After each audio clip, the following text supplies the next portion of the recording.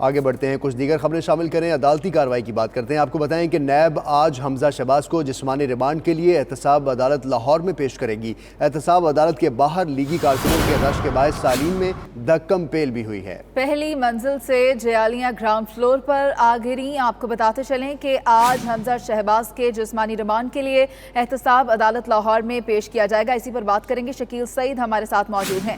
شکیل، بتائیے کہ اس وقت کیا صورتحال ہے وہاں پر؟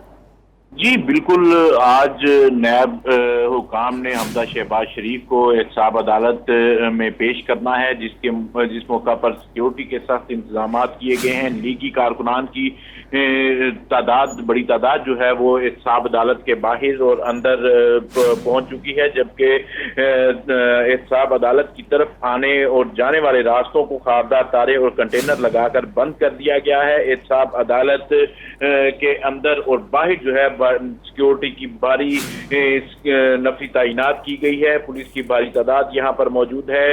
احاطہ عدالت کے باہر بھی جو ہے وہ پولیس نے حصار بنا کر عدالت کے اندر جانے سے روک دیا ہے۔ کسی وکلا کو، میڈیا کو اپڈیٹ کر رہے تھے، بہت شکریہ آپ کا۔